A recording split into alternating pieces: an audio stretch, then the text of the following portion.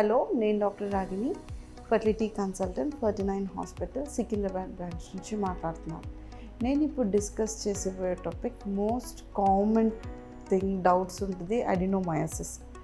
Adenomyosis అంటే ఏంటి, దానికి సిమ్టమ్స్ ఎలా ఉంటాయి, దానివల్ల ప్రెగ్నెన్సీ ఏమైనా డిలే అవుతుందా అనేది చూసుకుంటాం. సో అడినోమయోసిస్ అంటే ఏంటంటే నార్మల్గా యూట్రస్లోని లోపల భాగం, అది ఎండోమెట్రియల్ లైనింగ్ అంటారనమాట. ఈ ఎండోమెట్రియల్ లైనింగ్లో కొన్ని గ్లాండ్స్ ఉంటాయి, దాన్ని ఎండోమెట్రియల్ గ్లాండ్స్ అనేసి అంటారు. నార్మల్గా పీరియడ్ అయినప్పుడు ఈ ఎండోమెట్రియల్ గ్లాండ్స్ అనేటివి షెడ్ ఆఫ్ అయిపోతాయి, అప్పుడు బ్లీడింగ్ రకంగా బయటకు వచ్చేస్తుంది. కానీ ఈ ఎండోమెట్రియల్ గ్లాండ్స్ వేరే ఏ సైడ్స్లో అయినా ఉండింటే అవి అడినోమయోసిస్ అంటారు. మోస్ట్లీ అవి ఒకవేళ గర్భసంచిలో ఉంటే దాన్ని అడినోమయోసిస్ అంటారు. యూజువల్గా ఈ పీరియడ్ అయినప్పుడు బ్లీడింగ్కి బయటకు వచ్చే దారి సర్వైకల్ కెనాల్ నుంచి బయటకు వస్తుంది. కానీ ఒకవేళ ఈ గ్లాండ్స్ మయోమెట్రియం అంటే గర్భసంచి లోపల మజిల్ లేయర్లో ఉన్నట్లయితే అక్కడున్న బ్లీడింగ్ అక్కడే బ్లీడ్ అయ్యి అవి గడ్డలాగా ఫామ్ అవుతుంది.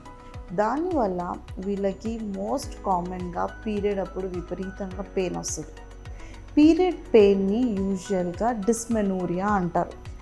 డిస్మెనోరియా ఒకవేళ పీరియడ్ అప్పుడు విపరీతంగా ఎక్కువ, అంటే వాళ్ళు ఆల్మోస్ట్ రెస్ట్ తీసుకోవాలి, టాబ్లెట్స్ తీసుకున్నా తగ్గకపోవడం, ఇంజెక్షన్స్ తీసుకుంటే అప్పుడు కొద్ది వరకు రిలీఫ్ ఉంటుంది, కానీ దానికి బెస్ట్ రిలీఫ్ ఓన్లీ పీరియడ్ ఆగిన తర్వాతనే ఉంటుంది. ఇవన్నీ మోస్ట్ కామన్ సిమ్టమ్స్ ఉంటుంది.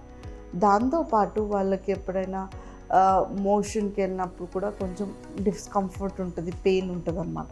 ఇంకా డ్యూరింగ్ ది ఇంటర్ కోర్స్ అప్పుడు కూడా వాళ్ళకి డీప్ డిస్మెనోరియా ఉంటుంది అన్నమాట. సో ఈ రకంగా సిమ్టమ్స్ ప్రజెంటేషన్ ఉంటుంది అడినోమయోసిస్ వాళ్ళకి. దీనివల్ల మనకి ప్రెగ్నెన్సీ ఎందుకు డిలే అవుతుంది అంటే, నార్మల్గా ఈ ఎండోమెట్రియల్ గ్లాండ్స్ అనేటివి లోపల భాగంలోనే ఉన్నాయి కాబట్టి అది బ్లడ్ సప్లై అనేది బేబీ అతుకున్నప్పుడు ప్రాపర్గా ఉంటుంది. అడినోమయోసిస్ వల్ల ఈ బ్లడ్ ఫ్లోస్ అనేటివి కొద్దిగా కాంప్రమైజ్ అవుతుంది. దాంతోపాటు కొన్ని రకమైన రిజెక్షన్ మాలిక్యూల్స్ అనేటివి ఉంటాయి అన్నమాట, అవి కూడా కొద్దిగా హై ఉంటాయి.